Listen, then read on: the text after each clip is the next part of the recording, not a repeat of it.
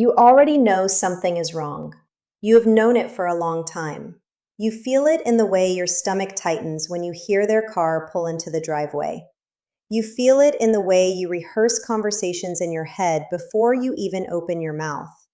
You feel it in the way you have slowly, quietly, without even realizing it, stopped being yourself. And what terrifies you most is not what they have done to you. What terrifies you most is that you are only now beginning to understand what they are capable of. If someone sent you this video, or if something inside you guided you here tonight, I need you to stop what you are doing and watch every single second of this. Because what I am about to share with you is not just information, it is a lifeline. It is the truth that nobody in your life has had the courage to tell you.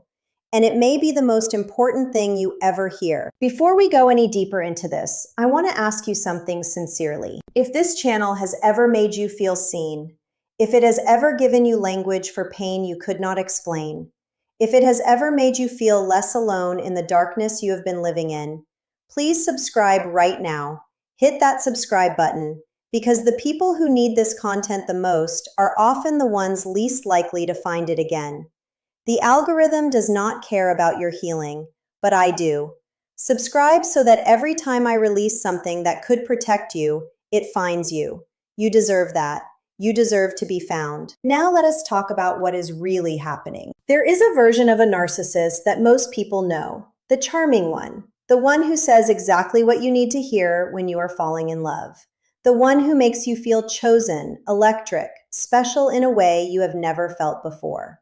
And then there is the other version, the one who emerges slowly, quietly, like a cold that you dismiss until it becomes pneumonia. The one who chips away at your reality piece by piece until you are standing in the rubble of your own mind, wondering how you got there. But there is a third version, and this is the one that most content creators will not talk about because it is frightening, it is complex, and it demands a level of psychological honesty that most people are not prepared for. There is a version of a narcissist who has crossed a line.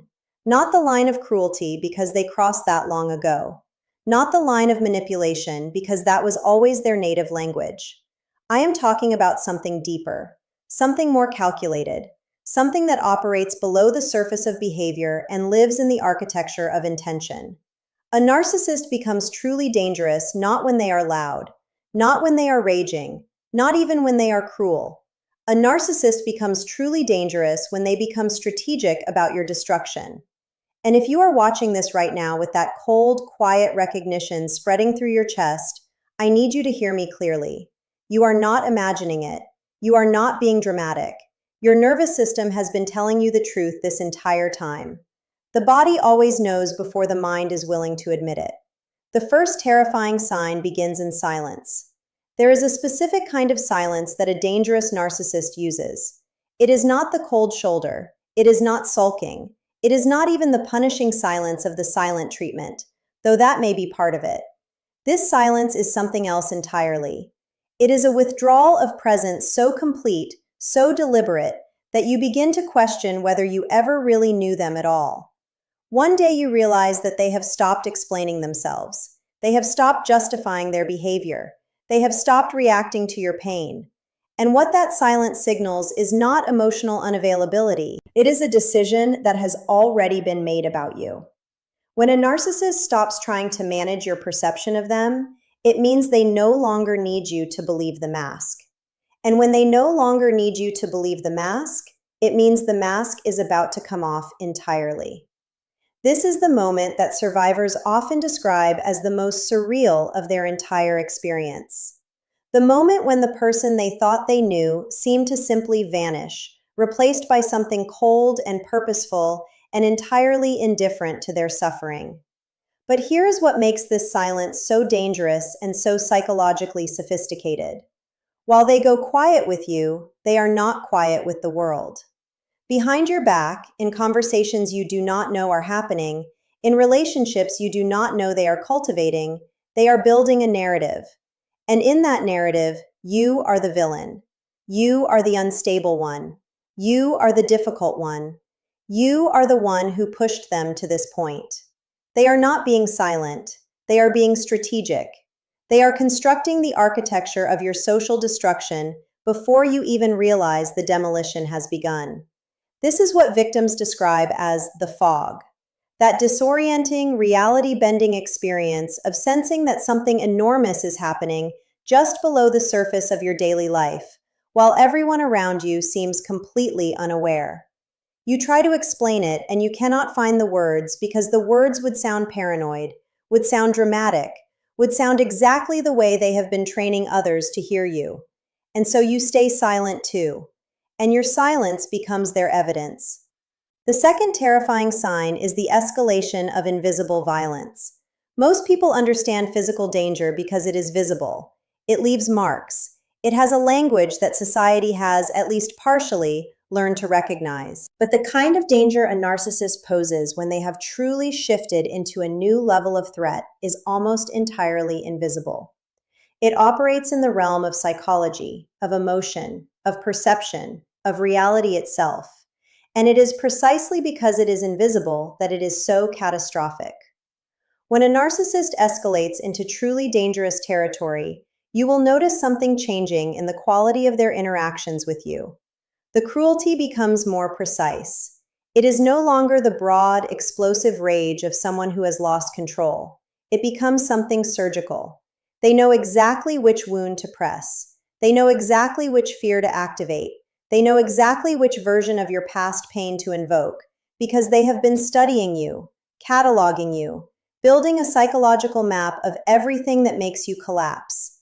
And now they are using that map with a precision that should terrify you. They will say something in a completely calm voice that dismantles something fundamental in your self-perception. They will bring up a failure or a fear or a secret in a context so casual, so devoid of emotional acknowledgement, that it takes you hours or days to realize the full weight of what just happened. They will deliver their most devastating blows with a smile. This is not accidental. This is mastery. This is someone who has spent years learning the geography of your vulnerabilities and has now decided to use that knowledge not to manage you, as they once did, but to break you. And the gaslighting at this stage becomes something that is almost impossible to describe to someone who has not experienced it.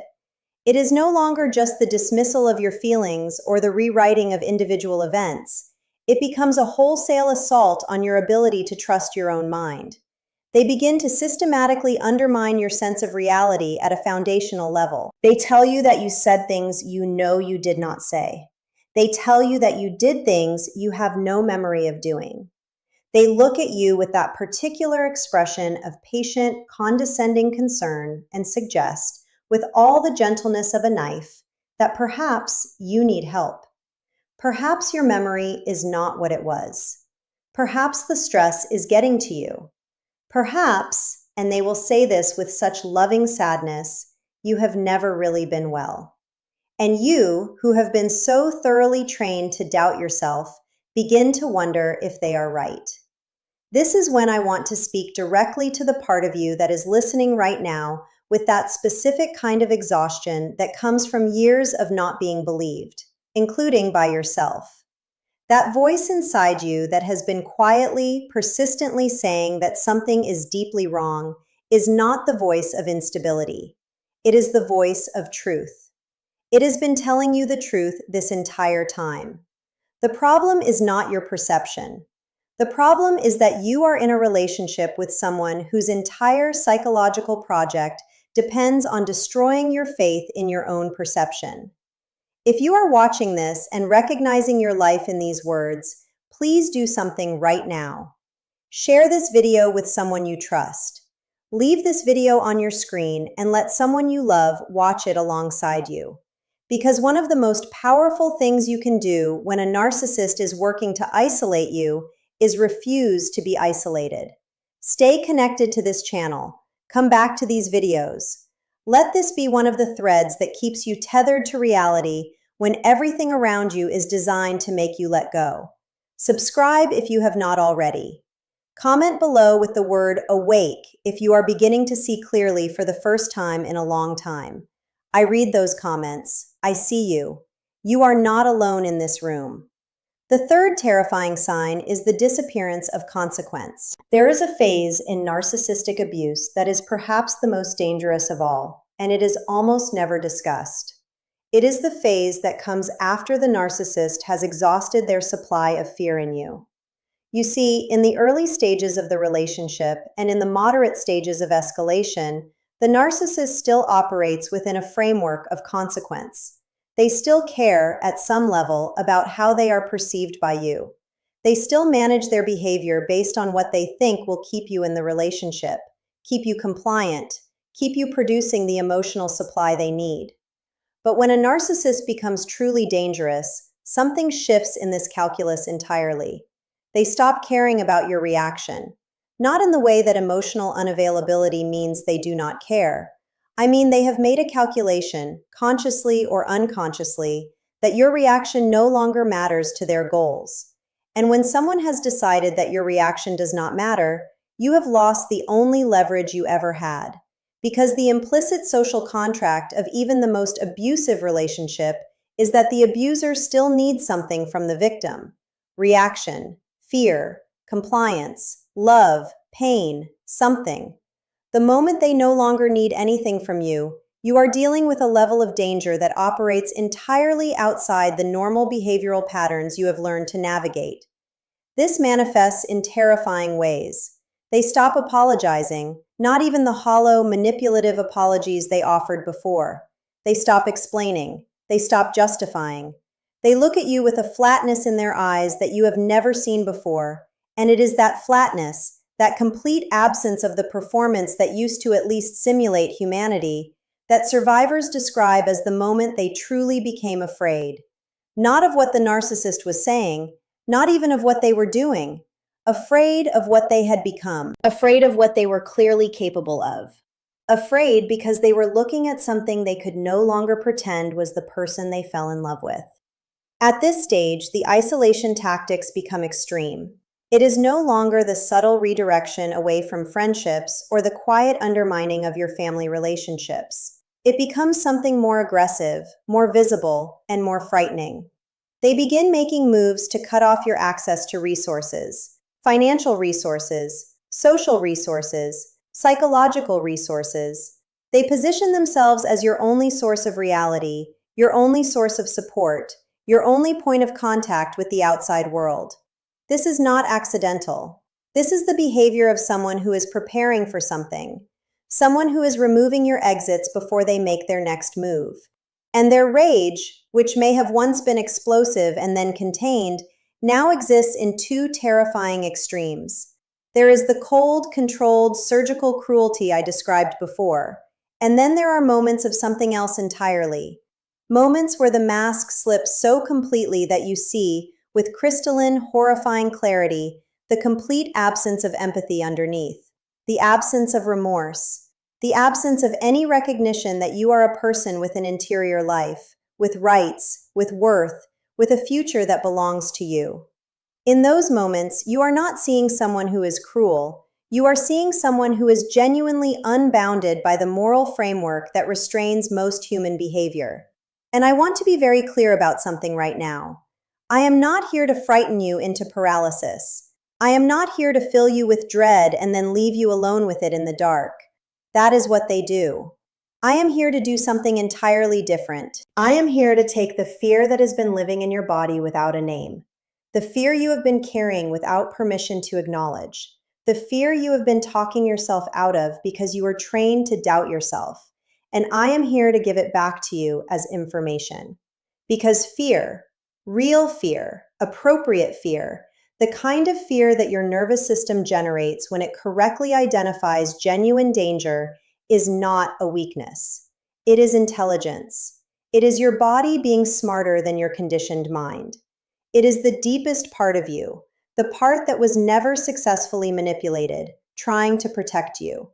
And when you finally learn to listen to it, not to perform it or suppress it, but to actually hear what it is trying to tell you, it becomes one of the most powerful tools you have. There is something I want you to sit with right now. Think about the person you were before this relationship.